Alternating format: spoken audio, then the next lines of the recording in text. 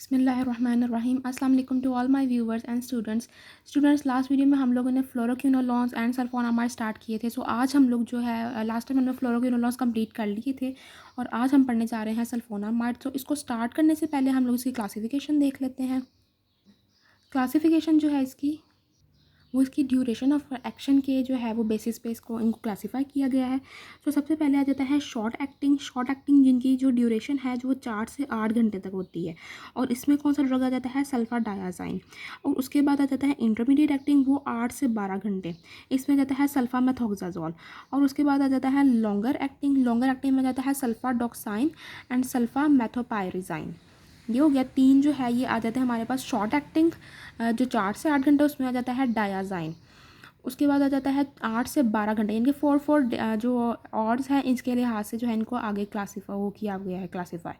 उसके बाद जो इंटरमीडिएट एक्टिंग है वो सल्फा मेथोक्साजोल है, बहुत इंपॉर्टेंट ड्रग है ये। और उसके बाद जो लॉन्गर एक्टिंग है ना वो ज़्यादा लॉन्गर है, वो उसका जो 7 डेज से भी ज़्यादा उसकी ड्यूरेशन है और इसमें सल्फा डॉक्साइन आ जाता है एंड सल्फा पायराजाइन आ जाता है, सल्फा मेथोपायराजाइन। उसके बाद आ जाता है स्पेशल पर्पस सल्फोनामाइड्स जिनमें आ जाता है सल्फा सिटामाइड सोडियम, सल्फा सालाजाइन आ जाता है। इसके अलावा आ जाता है मेफिनाइड एंड सिल्वर सल्फा डायाजाइन आ जाता है। जो सल्फा डायाजाइन था ना सिंपली वो शॉर्टर एक्टिंग था। अब अगर वो सिल्वर सल्फा डायाजाइन है तो वो स्पेशल पर्पस जो है ना वो आ जाता है स्पेशल पर्पस सल्फोनामाइड आ जाता है।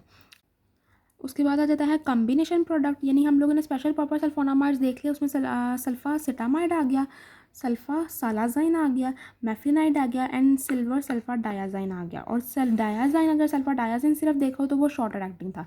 अब कम्बिनेशन में दो बहुत इंपॉर्टेंट, एक तो आ जाता है ना कॉट्रीमोक्साजोल, वो तो बहुत इंपॉर्टेंट है। उसमें आ जाता है ट्राईमेथोप्रिम एंड सल्फा मेथोक्साजोल आ जाता है। ट्राईमेथोप्रिम इज़ अ पोटेंट, सो इसकी 1 है रेशो, ठीक है ना, 1:5 है और 1 उनमें कौन सा है जो ट्राईमेथोप्रिम है। और यहाँ पर क्या जाता है कॉट्रीमेजाइन से आप लोगों ने याद रखना है। ट्राई से तो ये याद रखना है ना कि ट्राईमेथोप्रिम है, और जाइन से आप लोगों ने याद रखना है कि सल्फा डायाजाइन है।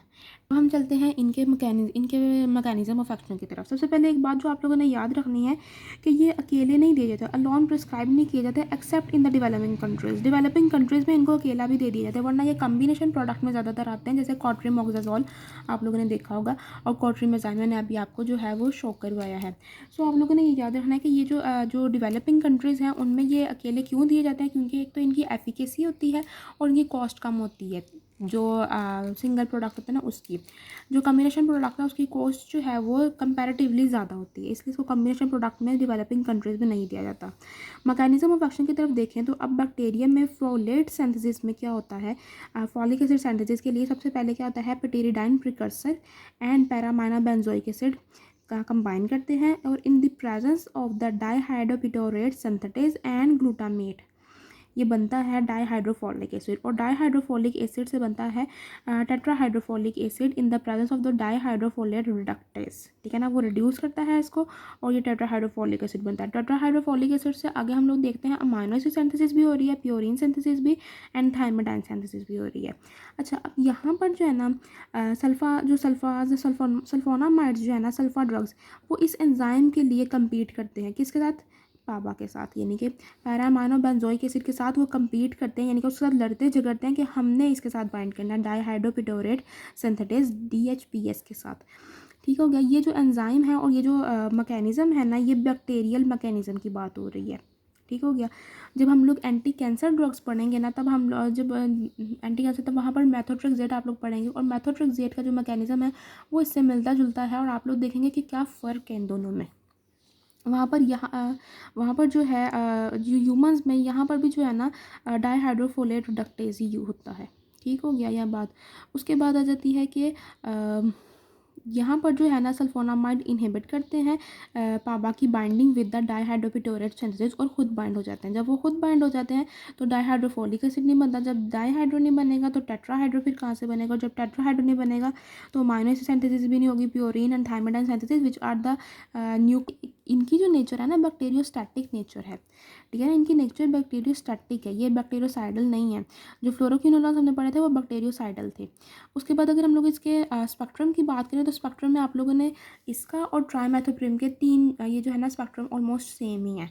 ये 4 स्पेक्ट्रम है। नंबर 1 इज़ द यूटीआई, जैसे कि फ्लोरोक्विनोलॉन्स भी यूज़ हो रहे थे, एंटेरोबैक्टीरियसी इन द यूटीआई। इसके अलावा नॉरकार्डिया इन्फेक्शन, नॉरकार्डिया इन्फेक्शन जो है ये ग्राम पॉजिटिव इन्फेक्शन है, यानी इसका कॉजेटिव एजेंट वो ग्राम पॉजिटिव है।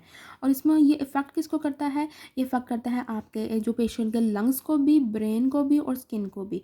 और ये ऑब्टेन्ड कहाँ से होता है, अच्छा ऐसे पेशेंट को ये इफ़ेक्ट करेगा जिनका इम्यून सिस्टम वीक हो, या तो कोई इम्यूनोसप्रेसेंट ले रहे हैं या फिर जो है वो HIV या किसी भी इम्यूनो कम्प्रोमाइज्ड डिजीज़ में जो है वो इन्वॉल्व है। अच्छा अब यहाँ पर क्या है, एक ये कहाँ से आप जो ह्यूमंस तक फैलता है, ये सोइल एंड कंटामिनेटेड वाटर से। सो आप लोगों ने याद रखा है यूटीआई, नॉरकार्डिया इन्फेक्शन, उसके बाद आता है टॉक्सोप्लाज्मोसिस, टॉक्सोप्लाज्मोसिस एंड मलेरिया, ये दोनों ही पैरासिटिक इन्फेक्शन है। ठीक हो गई बात। जो एंटेरोबैक्टीरियसी है ये ग्राम पॉजिटिव इन्फेक्शन है। इसके पीछे जो ग्राम पॉजिटिव जो है ना वो एजेंट होता है। उसके बाद आ जाता है टॉक्सोप्लाज्मोसिस, ये पैरासिटिक इन्फेक्शन है। और ये किस तरह से जो ह्यूमंस तक पहुंचता है, ये ईटिंग अनकुक्ड और द कंटामिनेटेड फूड। इसके अलावा प्रेग्नेंट मदर से जो है वो चिल्ड्रन को भी ये हो सकता है। इसमें सिम्टम्स क्या होते हैं कि swollen lymph node specially around the neck, यानी कि नेक के अराउंड जो है लिम्फ नोड्स हो जाते हैं, ठीक है ना, लिम्फ नोड जो है लिम्फ नोड वो स्वेल कर जाते हैं। इसके अलावा इन्फ्लेमेशन होती है लंग्स की एंड हार्ट मसल्स की। इसके जो ट्रीटमेंट में जो यूज़ होता है वो कौन सा जो है वो यूज़ होते हैं सल्फाडायाजाइन प्लस डाईहाइड्रोफोलेट रिडक्टेज इनहिबिटर, जिनको कहते हैं पायरिमेथामाइन। यानी कि अब ये जो सल्फाडॉक्साइन और पायरिमेथामाइन है, इनका एक कम्बिनेशन प्रोडक्ट अवेलेबल है जिसको फैंसिडर कहते हैं, और ये बहुत इंपॉर्टेंट है। सो एंटी मलेरियल के लिए, क्योंकि मलेरिया आपको पता है कि एक बहुत ही जो है ना वो स्वेयर कंडीशन हो जाती है मलेरिया में पेशेंट की। सो इसके लिए जो है वो लॉन्गर एक्टिंग को जो है उन्होंने किया है। मैंने आपको पहले बताया जो है ये इसका ब्रांड नेम बहुत ज़्यादा इंपॉर्टेंट है, ये जो कि मलेरिया के ट्रीटमेंट में जो यूज़ हो रहा है पायरिमेथामाइन एंड सल्फाडॉक्साइन, क्योंकि ये कंडीशन ऐसी है। बाकी ये है कि अब आप लोगों ने ये 4 जो है वो अच्छी तरह से याद कर लेने हैं, यूटीआई, नॉरकार्डिया, टॉक्सोप्लाज्मोसिस एंड मलेरिया के लिए सल्फाडॉक्साइन एंड पायरिमेथामाइन, जबकि जो टॉक्सोप्लाज्मोसिस के लिए जो है वो सल्फाडायाजाइन एंड पायरिमेथामाइन। उसके बाद आ जाता है इसका रेजिस्टेंस। अब रेजिस्टेंस जो है वो अगेन वही बात आ जाती है कि या तो जो है ये अच्छा ये बहुत इंपॉर्टेंट बात ये है कि ऐसे बैक्टीरिया जो अपने जो फॉलेट जो है वो खुद नहीं बना रहे और इन्वायरमेंट से ले रहे हैं, इम्पोर्ट करवा रहे हैं, सो वो तो रेजिस्टेंस है, क्योंकि ये तो इन जो बैक्टीरिया के अंदर की फॉलेट सिंथेसिस है उसको इनहिबिट कर रहा है। सो वो रेजिस्टेंस है ऐसे जो बैक्टीरिया हैं। So bacteria that obtain the folate from the environment वो रेजिस्टेंट होंगे। इसके अलावा क्रॉस रेजिस्टेंस भी अकर कर रहा है इस ग्रुप में, फ्लोरोक्विनोलॉन्स में भी अकर कर रहा था, इसमें भी अकर कर रहा है। अच्छा एक जो और जो 2-3 बातें हम लोगों ने ये पढ़ी थी कि या तो इन्फ्लक्स कम हो जाता है या फिर इफ्लक्स ज़्यादा हो जाता है, और या फिर जो है टारगेट जो है वो चेंज हो जाता है, इनके म्यूटेशन हो जाती है या अल्ट्रेशन हो जाती है। ये बात। इसके अलावा एक और जो इंपॉर्टेंट बात है वो ये है कि जो नेचुरल सब्सट्रेट पाबा है उसका, यानी कि कंसनट्रेशन डिपेंडेंट जो है वो जो एंटागोनिज्म हो रहा था वो अब मतलब कंसनट्रेशन फॉर एग्जांपल जो आपके ड्रग की थी वो ज़्यादा थी, सो पाबा जो है वो हार गया और जो है वो बाइंड हो गया BHPS के साथ जो आपका ड्रग सल्फा ड्रग अटैच हो गया। लेकिन अगर इसकी प्रोडक्शन ज़्यादा हो जाए तो फिर क्या होगा कि जो ड्रग है वो हार जाएगा, क्योंकि जिसकी ज़्यादा कंसनट्रेशन होगी वो ज़्यादा जो है वो जल्दी बाइंड करेगा और ज़्यादा जो है ना वो ऑक्यूपाई कर लेगा, जल्दी से जो है वो ऑक्यूपाई कर लेगा, ज़्यादा जो है वो उसको ऑक्यूपाई करेगा एंजाइम रिसेप्टर्स को। ठीक है। सो आप लोगों ने ये बात याद रखनी है कि किस तरह से जो है ये इसका हुआ है। उसके बाद रेजिस्टेंस होता है। उसके अलावा आ जाता है काइनेटिक्स जो है वो सबसे पहले ये बात जो इम्पोर्टेंट है वो ये है कि इसके सारे ओरली अवेलेबल हैं। वहाँ हम लोगों ने कहा था कि वहाँ पर भी अवेलेबल थे, लेकिन जो नॉरकार्डिया थी उसकी इतनी फ्लोरोक्विनोलॉन्स में उसकी इतनी जो है ना नॉरकार्डिया क्या है, नॉरफ्लॉक्सासिन की इतनी बायोअवेलेबिलिटी अच्छी नहीं थी। लेकिन इसकी जो है ना यहाँ पर क्या प्रॉब्लम है कि सारे ही एब्जॉर्ब होते हैं ओरल एडमिनिस्ट्रेशन के बाद एक्सेप्ट सल्फासालाजाइन जो है ना वो उसकी ओरल एब्जॉर्प्शन इतनी अच्छी नहीं है। तो हम लोगों ने इसको किस क्लासिफिकेशन में पढ़ा था, इसको हम लोगों ने स्पेशल पर्पस सल्फोनामाइड में पढ़ा था। तो सल्फा जो सालाजाइन है उसको आप लोगों ने किस तरह से याद रखना है कि इसकी जो है वो ओरल एडमिनिस्ट्रेशन के बाद एब्जॉर्प्शन इतनी अच्छी नहीं है, यानी ये एडमिनिस्टर तो होता है लेकिन एब्जॉर्प्शन इन्फेक्शन इतनी अच्छी नहीं है। अब तो फिर इसको किस तरह से इस्तेमाल किया जाए, इसको जैसे हम लोगों ने जो नॉरफ्लॉक्सासिन को इस्तेमाल किया था नॉन सिस्टमिक इन्फेक्शन के लिए जो था वो जो यूटीआई के लिए, प्रोस्टाइटिस के लिए, उनके लिए जो हम लोगों ने था उसको इस्तेमाल किया था नॉरफ्लॉक्सासिन को। सो इसको भी हम लोगों ने कुछ इसी तरह से इस्तेमाल करना है कि इन्फ्लेमेटरी बाउल डिजीज़ जैसे अल्सरेटिव कोलाइटिस है उसमें। अब क्या होता है कि इंटेस्टाइनल फ्लोरा जो है वो सल्फासालाजाइन पे एक्ट करता है और इसको जो है वो ब्रेक डाउन कर देता है into the sulfapyridine and 5 amino salicylic acid. Sulfapyridine जो है वो टॉक्सिक होता है फॉर द लो एसिटाइलेटर, यानी कि जो लोग लो एसिटाइलेटर्स हैं उनके लिए ये टॉक्सिक है, वरना जो फास्ट एसिटाइलेटर्स हैं उनके लिए टॉक्सिक नहीं है। 5 अमाइनो सैलिसिलिक एसिड मेन जो हमारा जो एंटी इन्फ्लेमेटरी इफेक्ट शो करने वाला जो ऑर्गेनिज्म है वो ये है, ऑर्गेनिज्म कह रही हूँ, जो केमिकल है वो 5 अमाइनो सैलिसिलिक एसिड है, ये एंटी इन्फ्लेमेटरी इफेक्ट शो करता है। तो सल्फासालाजाइन जो है वो क्या कर रहा है, वो जो है इन्फ्लेमेटरी बाउल डिजीज़ में यूज़ हो रहा है। इसके अलावा टॉपिकली अवेलेबल होते हैं, टॉपिकली जो अवेलेबल हैं वो हमारे पास दो हैं। मेफिनाइड, क्योंकि हम लोगों ने स्पेशल पर्पज़ में पढ़े थे तो इनका स्पेशल पर्पज़ हम लोग देख रहे हैं। सल्फासालाजाइन भी स्पेशल पर्पज़ में था, और जो है जो mafenide and silver sulfadiazine sulfadiazine simple जो खुद था वो शॉर्ट एक्टिंग था। अगर वो सिल्वर सल्फा डायाजाइन है तो फिर वो जो है वो इसके लिए यूज़ हो रहा है, टॉपिकली यूज़ हो रहा है और बर्न्स वगैरह के लिए यूज़ हो रहा है। जो बर्न्स एसोसिएटेड सेप्सिस होता है उसके लिए ट्रीटमेंट के लिए यूज़ हो रहा है। जो सिल्वर सल्फा डायाजाइन जो है वो ज़्यादा प्रेफर किया जाता है ओवर द मेफिनाइड, क्योंकि जो मेफिनाइड है वो पेन भी कॉज करता है और एसिड बेस्ड डिस्टर्बेंस कॉज करता है। ठीक हो गई ये बात हमारे पास क्लियर। उसके बाद डिस्ट्रीब्यूशन के लिए इसका बहुत इंपॉर्टेंट है, ये बाउंड करता है एल्ब्यूमिन के साथ, सीरम एल्ब्यूमिन के साथ इसने बाउंड कर देना, ये इसका बहुत इंपॉर्टेंट पॉइंट है।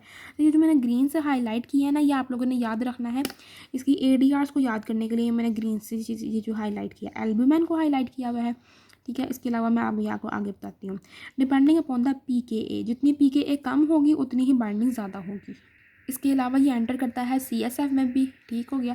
इसके अलावा प्लेसेंटा एंड फीटल टिश्यू, जब ये प्लेसेंटा और फीटल टिश्यू में एंटर हो रहे हैं ना तो फिर इसका मतलब है कि ये इनमें कॉन्ट्राइंडिकेटेड है। इसके अलावा जो है ये ब्रेस्ट फीडिंग में क्यों कॉन्ट्राइंडिकेटेड है या अवॉइड किया जाता है, क्योंकि ये एक्सक्रीट होता है ब्रेस्ट मिल्क में। Metabolism acetylated and conjugated in the liver. So आप लोगों ने यहाँ पर अभी पढ़ा था कि ये जो है ना, ये स्लो एसिटाइलेटर्स के लिए इतना अच्छा नहीं होता, और अब आप मेटाबॉलिज्म में भी पढ़ रहे हैं कि ये एसिटाइलेशन होती है एंड कॉन्जुगेशन होते हैं लिवर में। मेटाबोलाइट्स आर टॉक्सिक अगर वो प्रेसिपिटेट कर जाते हैं at neutral and acidic pH पे। ठीक है ना, अगर वो मतलब जो इसके जो मेटाबोलाइट्स हैं अगर वो न्यूट्रल या एसिडिक pH पे वो प्रेसिपिटेट कर जाएँ तो फिर वो किडनी स्टोन फॉर्मेशन करते हैं, क्योंकि इनकी एक्सक्रीशन भी किडनी के ज़रिए हो रही है। मेटाबॉलिज्म तो ऑब्वियसली लिवर के ज़रिए होगा, लेकिन एक्सक्रीशन जो है वो किडनी के ज़रिए होती है ज़्यादातर ड्रग्स की, और अगर ये ड्रग्स जो है वो एसिडिक pH पे जो है वो प्रेसिपिटेट तो फिर ऑब्वियसली ये स्टोन फॉर्मेशन कॉज करेंगे। इसके अलावा ये एक्सक्रीट होते हैं वाया किडनी। सो GFR के जरिए एंड सिक्रेशन के लिए। So dose adjustment is required in the renal patient. So आप लोगों ने ये देखा कि ये मैंने ये एक डोज एडजस्टमेंट भी बना दिया कि डोज एडजस्टमेंट का साइन बना दिया AD। अच्छा, यहाँ पर अब आप लोग ADRs की तरफ आ जाएं। यहाँ पर हम लोगों ने जो मेटाबॉलिज्म देख लिया, एब्जॉर्प्शन देख ली, जिसमें एब्जॉर्प्शन में हम लोगों ने खास तौर पर सल्फासालाजाइन को डिस्कस किया। डिस्ट्रीब्यूशन में हम लोगों ने एक बात जो इंपॉर्टेंट याद रखी वो ये है कि ये एल्ब्यूमिन के साथ बाइंड करता है। इसके अलावा ये CSF प्लेसेंटा एंड जो फीटल टिश्यू है उसको क्रॉस करता है। इसके अलावा मेटाबॉलिज्म में हम लोगों ने बात की कि इसके मेटाबोलाइट जो है वो प्रेसिपिटेट करते हैं तो किडनी फॉर्मेशन कॉज करते हैं, और किडनी फॉर्मेशन से हमें ये समझ आई कि ये किडनी के ज़रिए एक्सक्रीट किडनी फॉर्मेशन यानी स्टोन फॉर्मेशन करते हैं, किडनी स्टोन फॉर्मेशन करते हैं। और जो है अगर ये इससे हमें ये जहन में आता है कि ये एक्सक्रीट होता है वाया किडनी के ज़रिए, एलिमिनेशन इसका समझ आती है। अब ADRs को देखें तो अभी हमें यहीं से पता चल गया कि ये प्रेसिपिटेट करते हैं एट द न्यूट्रल और एसिडिक pH पे, तो क्रिस्टल्यूरिया यानी कि stone formation, kidney stone formation हो जाती है। सो आपका ADR एक तो यही समझ आ गया ना। ठीक हो गया। इसके लिए काउंसलिंग पॉइंट ये है कि एडिक्वेट हाइड्रेशन और अल्कनाइजेशन जो है वो ज़रूरी है ऑफ द यूरिन, ताकि जो है ये नेफ्रोटॉक्सिक कंडीशन को जो है वो प्रिवेंट किया जा सके। ठीक है, ये बात ये काउंसलिंग पॉइंट था। इसके अलावा ये हाइपर सेंसिटिव जो चीज़ टॉपिकली अप्लाइड हो रही होती है ना, उनके अक्सर हाइपर सेंसिटिव रिडक्शन हो जाते हैं, ख़ास तौर पे इनके। लेकिन अदरवाइज जो सिस्टमिक एडमिनिस्ट्रेशन से भी ये जो है वो हो सकते हैं। इसके अलावा हिमाटोपोयोटिक डिस्टर्बेंसेस ये कॉज करता है अगर in the patient with the glucose 6 phosphate dehydrogenase. देखिए आपको ये बात जहन में रखनी चाहिए, क्योंकि ये सेल का जो है वो इसकी इन देखें अमाइनो एसिड हो गया या फॉलिक ये जो है प्यूरिन या थाइमेडाइन या फिर और जो आप लोग फोलेट को ही देख लो, ये ब्लड सेल के लिए इतने ज़्यादा इंपॉर्टेंट है। सो जब इनकी इनहिबिशन होती है तो क्या होता है कि जो ब्लड सेल है वो ब्लड डिसऑर्डर्स तो फिर होते ही हैं।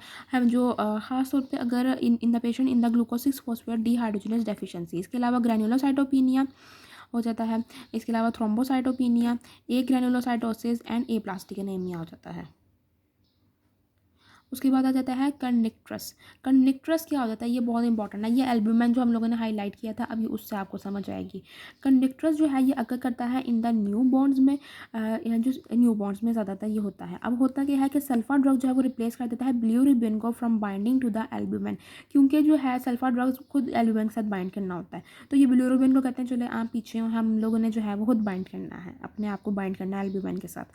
सो अब जो है बिलिरुबिन का लेवल ज़्यादा बढ़ जाता है। अब बिलिरुबिन का लेवल जब ज़्यादा बढ़ता है तो ये CSF में एंटर हो जाता है। क्यों ये एंटर हो जाता है? क्योंकि जो न्यू बॉर्न का जो ब्रेन है वो फुल्ली डेवलप नहीं होता, जिसकी वजह से जब ये बिलिरुबिन वहाँ पर ब्रेन में एंटर हो जाता है ना, तो क्या प्रॉब्लम होती है कि ब्रेन डैमेज होता है और समटाइम विजन लॉस भी हो सकती है या विजन डैमेज भी हो सकता है। ठीक हो गई, ये बात क्लियर हुई हमारे पास। कंडक्ट्रस क्या है, हेमाटोपोएटिक डिस्टर्बेंस। हेमाटोपोएटिक डिस्टर्बेंस तो ये कॉमन है, ठीक है, ये तो आप लोगों ने याद रखना कि सल्फर ड्रग के साथ तो ये बहुत ज़्यादा कॉमन है ना। इसके अलावा जो क्रिस्टल यूरिया, ये आप लोगों ने याद रखना क्योंकि इसकी किडनी के इससे एक्सक्रीशन हो रही है, इसके मेटाबोलाइट्स जो है वो प्रेसिपिटेट कर जाते हैं। हाइपर सेंसिटिविटी रिएक्शन हो गया। इसके अलावा जो है वो हेमाटोपोएटिक डिस्टर्बेंसेज हो गई। यहाँ पर जो आ जाता है कंडक्ट्रस आ जाता है। तो ये इसके ADRs थे। इसके अलावा ड्रग इंटरेक्शन की बात करें तो warfarin and methotrexate, warfarin and methotrexate जो है ना वो भी इंक्रीज़ हो जाता है, उनका लेवल भी बढ़ जाता है। क्यों? क्योंकि वो भी एल्ब्यूमिन के साथ बाइंड करते हैं। जब इसकी जो सल्फर ड्रग के साथ जब दिया जा रहा होता है तो सल्फर ड्रग बाइंड कर जाता है एल्ब्यूमिन के साथ, तो फिर इनका लेवल जो है वो ब्लड में बढ़ जाता है। ये बात हमारे पास क्लियर हुई। उसके अलावा ये कॉन्ट्राइंडिकेटेड है ऑब्वियसली न्यू बॉर्न में लेस देन 2 मंथ। जो हम लोगों ने फ्लोरोक्विनोलॉस पढ़ा था उसको हम लोगों ने कहा था कि 18 साल से कम के जो बच्चे को वो नहीं देना, उसकी रेंज बहुत ब्रॉडर थी। यहाँ पर 2 महीने से जो कम बच्चा है उसको नहीं देना। इसके अलावा जो अभी पैदा हुआ है न्यू बॉर्न है उसको भी नहीं देना। प्रेगनेंसी में भी कॉन्ट्राइंडिकेटेड है।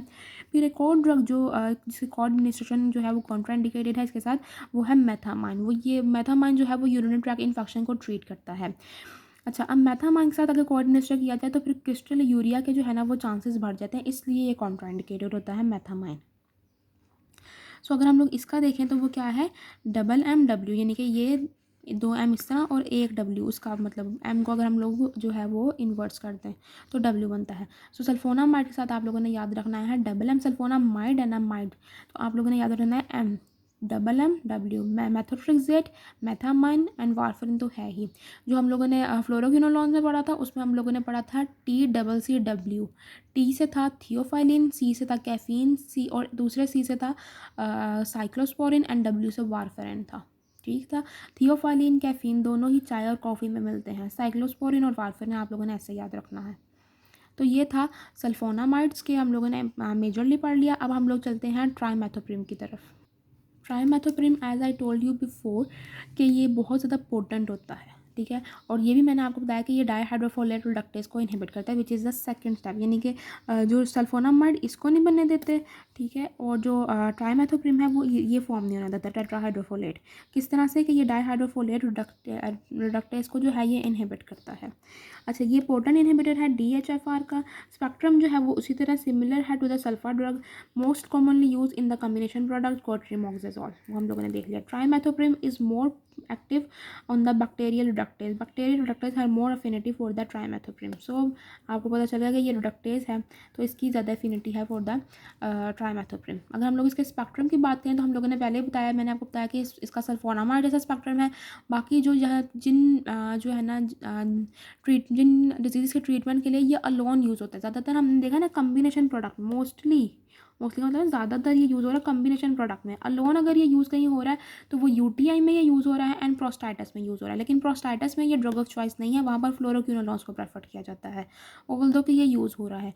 मोर पोटेंट है हम लोग पढ़ रहे हैं, लेकिन कितने टाइम्स मोर पोटेंट है, 20 to 50 टाइम्स मोर पोटेंट है, इसीलिए इसकी रेशो 1 है तो उसकी 5 है, ठीक है ना। यानी कि इतना पोटेंसी का मतलब होता है कि थोड़े कंसनट्रेशन में ज़्यादा इफेक्ट शो कर देना, या सेम सिमिलर इफेक्ट 10 मिलीग्राम जो है वो उतना ही इफेक्ट शो कर रहा है जितना 100 मिलीग्राम शो कर रहा है, तो इसका मतलब है ड्रग बहुत ज़्यादा पोटेंट है। तो इसका ये अब ये पोटेंसी और एफिकेसी को मैंने आप पहले ही जो है वो फार्माकोडायनामिक्स की वीडियो में डिटेल से डिस्कस किया हुआ है। तो जिन लोगों ने नहीं देखी वो जो है मैं डिस्क्रिप्शन में उसका लिंक दे दूँगी, आप लोग वहाँ से देख सकते हैं फार्माकोडायनामिक्स, ठीक है। अब अगर रेजिस्टेंस देखें तो अगेन वही बातें सारी, efflux, influx and altered dihydrofolate reductase inhibitor. Dihydrofolate reductase जो है वो चेंज हो जाता है जिसके साथ उसने बाइंड करना है।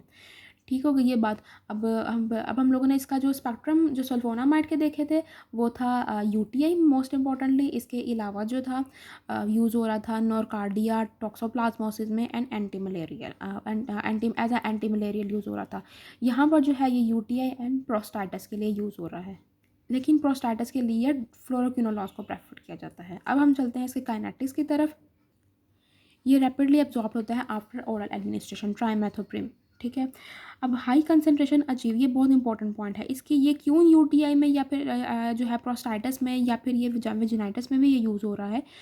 ये क्यों यूज़ होता है? क्योंकि इसकी हाई कंसनट्रेशन जो है ना वो एसिडिक प्रोस्टाइटिक एंड वजाइना फ्लूइड में जो है वो रिलीज़ होती है। ये क्योंकि ये एक वीक बेस है तो ये इसकी जो एसिडिक इन्वायरमेंट में इसकी कंसनट्रेशन बहुत ज़्यादा होती है। अब जब इसकी कंसनट्रेशन ज़्यादा होती है तो जिस जगह पे वो लोग बैक्टीरिया होंगे, क्योंकि प्रोस्टाइटिस में इन्फ्लेमेशन हो रही है, ठीक है, तो वहाँ पर क्या है कि वो ज़्यादा उस एरिया में मौजूद होंगे तो फिर वो ज़्यादा इस अच्छी तरह ट्रीट कर सकते हैं। जैसे अभी हम लोगों ने सालाजाइन को देखा, ठीक हो गया ना बात। तो ये इसका ये पॉइंट बहुत ज़्यादा इंपॉर्टेंट है कि इसकी concentration acidic prostatic and vaginal fluid में बहुत ज़्यादा होती है, किसकी? ट्राइमेथोप्रिम की। और इसका एब्जॉर्प्शन का इतना प्रॉब्लम नहीं है, ये रैपिडली एब्जॉर्ब होता है। वाइड डिस्ट्रीब्यूशन है इंक्लूडिंग CSF, वो भी सल्फोनामाइड में CSF में हो रहे थे, ये भी CSF में। Undergo methylation but the 60 to 80% is excreted unchanged in the urine. अब यूरिन में क्योंकि ये अनचेंज निकल रहा है तो ये इसका मतलब है कि ये यूटीआई में यूज़ हो रहा है, ठीक हो गई बात। प्रोस्टाइटिस में ये यूज़ हो रहा है क्योंकि प्रोस्टाइटिस में जो ये इसलिए यूज़ हो रहा है क्योंकि प्रोस्टैटिक फ्लूइड जो है वो एसिडिक होता है और प्रोस्टैटिक ये खुद एक वीक बेस है, इसकी वजह से इसकी कंसनट्रेशन जो है एसिडिक फ्लूइड में बहुत ज़्यादा होती है।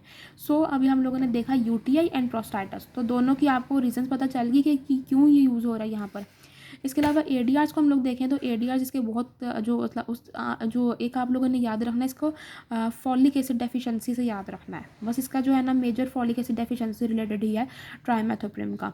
उसमें आ जाता है megaloblastic anaemia which is the large abnormal immature red blood cell, leucopenia आ जाता है, ठीक है ना, low white blood cell, granulocytopenia. Granulocytopenia होता है कि पेरिफेरल ब्लड में ए ग्रैनुलोसाइट्स का लेवल 0.5 से 10⁻⁹ इससे कम हो जाए पर लीटर, इससे कम हो जाए।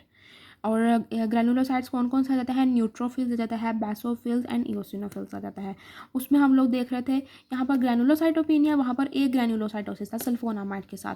और ए ग्रैनुलोसाइटोसिस में क्या होता है कि न्यूट्रोफिल लेवल जो है वो काउंट 100 न्यूट्रोफिल पर माइक्रोलीटर से कम हो जाता है, जिसकी वजह से सेप्टिसीमिया या सेप्सिस हो जाती है, यानी कि ब्लड पॉइजनिंग हो सकती है। न्यूट्रोफिल्स क्या है? हमारी आर्मी का एक पार्ट है। जैसे हम लोगों ने इन्फ्लेमेशन के जो टॉपिक जब हम लोगों ने कवर किया था तब हमने पढ़ा था। अच्छा, यहाँ पर ग्रैनुलोसाइटोपिनिया ये कॉज कर रहा है, ठीक है। वहाँ पर जो है वो ए ग्रैनुलोसाइटोसिस कॉज कर रहा था, न्यूट्रोफिल्स का लेवल कम कर रहा था। इसके अलावा ए प्लास्टिक एनीमिया कॉज कर रहा था। ए प्लास्टिक एनीमिया में बॉडी जो है वो स्टॉप प्रोड्यूसिंग, मतलब वो प्रोड्यूस नहीं कर पाती न्यू ब्लड सेल, जिसकी वजह से इन्फेक्शंस वगैरह हो जाते हैं। और इसके अलावा जो था वो सल्फोनामाइड क्या कॉज कर रहे थे? थ्रोम्बोसाइटोपिनिया यानी प्लेटलेट का लेवल कम हो जाना, ठीक है, और ग्रैनुलोसाइटोपिनिया भी वो कोस कर रहे थे। आप लोगों ने याद रखा यहाँ पर मेगालोब्लास्टिक जो आपका वाइट रेड ब्लड सेल से रिलेटेड होगा, ठीक है, जो ल्यूकोपीनिया वाइट ब्लड सेल से रिलेटेड, और ग्रैनुलोसाइटोसिस याद रखना है कि वो ग्रैनुलोसाइट से। वहाँ पर जो है वो थ्रोम्बोसाइटोपिनिया भी था यानी प्लेटलेट रिलेटेड। और इसके अलावा जो था ए ग्रैनुलोसाइटोसिस एंड ए प्लास्टिक एनीमिया, यानी ए उसके 2 थे, ठीक हो गई ये बात। अब हम लोग चलते हैं कॉट्रीमॉक्साजोल की तरफ, जो इनका कॉम्बिनेशन प्रोडक्ट है ट्राइमेथोप्रिम का एंड कॉट्रीमॉक्साजोल का। कॉट्रीमॉक्साजोल में क्या होता है? ट्राइमेथोप्रिम होता है एंड सल्फामेथोक्साजोल होता है। इनकी जो है जब ये दोनों मिलते हैं तो इनकी एक्टिविटी बढ़ जाती है। इनका फ़ायदा इनके मिलाने का एक और ये है कि इनकी हाफ़ लाइफ सिमिलर है। डोज़ के जो है ना आइडिया बहुत ज़्यादा ईजी हो जाता है। इसका ये नहीं है कि इसकी हाफ़ लाइफ दूसरी लॉन्गर हाफ़ लाइफ है या उसकी बहुत ज़्यादा शॉर्टर हाफ़ लाइफ है। इनकी हाफ़ लाइफ सिमिलर है। इनकी आपको जो है वो मैंने कंसनट्रेशन जो रेशो इनकी पहले बता दी 1:5 है। अच्छा, मैकेनिज़्म हमें पता है सल्फामेथोक्साजोल जो है वो इनहिबिटर है किसका? पाबा का, और बाइंड करता है किसके साथ? डाईहाइड्रोपिटोरेट सिंथेटेज के साथ, ठीक है। जबकि ट्राइमेथोप्रिम जो है वो रिड्यूस करता है, प्रिवेंट करता है reduction of the dihydrofolic acid to the tetrahydrofolic acid by binding to the dihydrofolate reductase, ठीक है। अब आपको मैकेनिज्म तो इन दोनों का पता है, क्लियर है। अब हम चलते हैं इनके स्पेक्ट्रम की तरफ। स्पेक्ट्रम इसका बहुत इंपॉर्टेंट है। आप लोगों ने सबसे पहले याद रखना है कि ये, क्योंकि ये एक ब्रॉड स्पेक्ट्रम एंटीबायोटिक है, तो फ्लोरोक्विनोलॉन्स में जो हम लोगों ने प्रॉपर्टीज़ पढ़ी थी वो इनमें भी होंगी। एक ये कि वो रिस्पिरेटरी थे, लिवो और मॉक्सीफ्लोक्सासिन बहुत इंपॉर्टेंट, उनको रिस्पिरेटरी फ्लोरोक्विनोलॉन्स कहा जाता है। तो ये भी रिस्पिरेटरी ट्रैक इन्फेक्शन को ट्रीट करेगा। खासतौर पर जो कॉट्रिमोक्साजोल है वो इफेक्टिव है हीमोफिलस इन्फ्लुएंजा एंड लीजोनेला निमोफिलिया इनके अगेंस्ट, ठीक है ना। ये अल्टरनेटिव है, ये इफेक्टिव है, लेकिन ये या इसके लिए लीजोनेला के लिए जो है ये अल्टरनेटिव यूज़ होता है, इतना प्रेफर नहीं किया जाता, ड्रग ऑफ चॉइस नहीं है, लेकिन अल्टरनेटिव है। दूसरा फ्लोरोक्विनोलॉन्स कहाँ पर यूज़ हो रहे थे, वो जीआईटी ट्रैक इन्फेक्शन के लिए यूज़ हो रहे थे। सो ये भी जो है वो जीआईटी में ये यूज़ हो रहा है फॉर द शिजोलॉसिस के लिए, नॉन टाइफाइड सैल्मोनेला के लिए, एंड टाइफाइड जो management of the carrier salmonella typhoid, यानी कि जो कैरियर है उसके लिए भी ये यूज़ हो रहा है, carrier management of the carrier salmonella typhoid. So GIT infection में भी ये यूज़ हो रहा है। मोस्ट इंपॉर्टेंटली टाइफाइड, वो ट्रैवलर्स डायरिया वगैरह के लिए भी यूज़ हो रहा था। ये ज़्यादातर जो है वो टाइफाइड के लिए एंड शिजोलॉसिस के लिए। शिजोलॉसिस क्या होता है, ये इंटेस्टाइनल इन्फेक्शन है, इसमें भी डायरिया आ जाता है और एब्डोमिनल पेन आ जाता है। वो ट्रैवलर्स डायरिया के लिए यूज़ हो रहा था। ये जो है शिजोलॉसिस इन जो है वो ट्रैवलर्स डायरिया होता है कि जब आप किसी एरिया में आप लोग मूव करते हैं और वहाँ पर जो है किस एक्सपोजर होता है किसी बैक्टीरिया से, जिसकी वजह से डायरिया हो जाता है। तो यहाँ पर क्या है कि इंटेस्टाइनल इन्फेक्शन की वजह से डायरिया एंड एब्डोमिनल पेन हो रही है। सो आप लोगों ने याद रखना, जैसे वो काम कर रहा था फ्लोरोक्विनोलोन, ठीक है, जीआईटी इन्फेक्शन के डायरिया को भी ट्रीट कर रहा था और टाइफाइड में भी था, तो ये भी इसी तरह से है। रेस्पिरेटरी का भी हमने देख लिया, ज़्यादातर हीमोफिलस इन्फ्लुएंजा के लिए और अल्टरनेटिव फॉर द लेजोनेला निमोफिलिया के लिए और जीआईटी। अब अगर हम इनके अपने पर्सनल यूजेस देखें ना, कि सल्फामेथोक्साजोल और ये जो हम लोगों ने ट्राइमेथोप्रिम को पढ़ा, वो इनके कहाँ यूजेस थे, जो ये यूज़ हो रहे थे प्रोस्टेट एंड यूटीआई के लिए, प्रोस्टाइटिस के लिए एंड यूटीआई के लिए यूज़ हो रहे थे। ट्राइमेथोप्रिम क्यों, क्योंकि कंसंट्रेट करता है वो वजाइनल एंड प्रोस्टेटिक फ्लूइड में, इसके अलावा इसके लिए जो है इसकी वजह से ये प्रोस्टाइटिस में ये यूज़ होता है, और क्योंकि ये अनचेंज जो है वो एक्सक्रीट हो जाता है इन द यूरिन में, 60 to 80% ये एक्सक्रीट होता है अनचेंज इन द यूरिन, इसलिए यूटीआई में भी यूज़ हो रहे हैं। और सल्फोनामाइड्स भी जो है वो यूटीआई में यूज़ हो रहे थे। सो एक इनका ये भी यूज़ आ गया। अब एक तो ये तो इन्होंने कवर कर लिया, जैसे फ्लोरोक्विनोलॉन्स के साथ ऐसे इनका मुकाबला चल रहा था, इन्होंने वो काम भी किए, ये इनका एक अपना काम था। अब ये फ्लोरोक्विनोलॉन्स से आगे बढ़ने की कोशिश करेंगे। फ्लोरोक्विनोलॉन्स इतने इफेक्टिव नहीं थे एमआरएसए के लिए, लेकिन कॉट्रिमोक्साजोल जो है वो इफेक्टिव है for the community acquired MRSA के लिए। Community acquired MRSA skin and soft tissue infection जो है उनके लिए इफेक्टिव है। जो कॉट्रिमोक्साजोल, फ्लोरोक्विनोलॉन्स उतना इफेक्टिव नहीं था, जबकि कॉट्रिमोक्साजोल वो इफेक्टिव है किसके लिए, community acquired methicillin resistance staphylococcus aureus skin and soft tissue infections. ठीक हो गई ये बात। इसके बाद आ जाता है इसके दो इंपॉर्टेंट यूजेस, जिनमें एक आ जाता है लिस्टोरियोसिस। लिस्टोरियोसिस क्या है, ये एम्पीसिलियन या कॉट्रिमोक्साजोल ये इफेक्टिव है इन treating septicaemia and meningitis. Meningitis क्यों, क्योंकि ये सीएसएफ में जो है वो इनका डिस्ट्रीब्यूशन थी, कॉज बाय लिस्टीरिया मोनोसाइटोजेंस। लिस्टीरिया मोनोसाइटोजेंस जो है वो असल में एक फूड पॉइजनिंग जो है ना, ये बहुत इंपॉर्टेंट इसका है कि एक फूड पॉइजनिंग ये कॉज करता है। इसके अलावा अगर सेप्टिसीमिया या मेनिंजाइटिस कॉज किया है तो उसके लिए भी कॉट्रिमोक्साजोल या फिर एम्पीसिलियन जो है वो यूज़ होता है।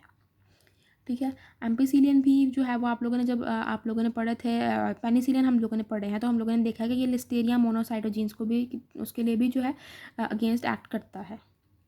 ठीक हो गई ये बात। उसके बाद एक जो बहुत इंपॉर्टेंट है वो आ जाता है निमोसिस्टाइटिस जिरोडिसी निमोनिया। ठीक है ना, निमोसिस्टाइटिस पीसीपी इसको कहा जाता है, ठीक है ना, निमोसिस्टाइटिस जिरोडिसी निमोनिया। अब ये क्या है, ये एक निमोनिया से पता चल रहा है ये निमोनिया, लेकिन ये निमोनिया खास तरह का ये एक अपॉर्चुनिस्टिक इन्फेक्शन है जो कि कॉम्प्लिकेट कर देता है एड्स को। सो कॉट्रिमोक्साजोल इसके लिए बहुत इफेक्टिव है, इसलिए जो लोग एड पॉजिटिव हैं और जिनका CD4 जो सेल काउंट है वो लेस देन 200 हो चुका है, CD4+, ठीक है, वो लेस देन जो है वो 200 हो चुका है, तो उसके लिए जो है ये एज अ प्रोफाइलैक्सिस पहले ही दे दिया जाता है। ठीक है, हो गया।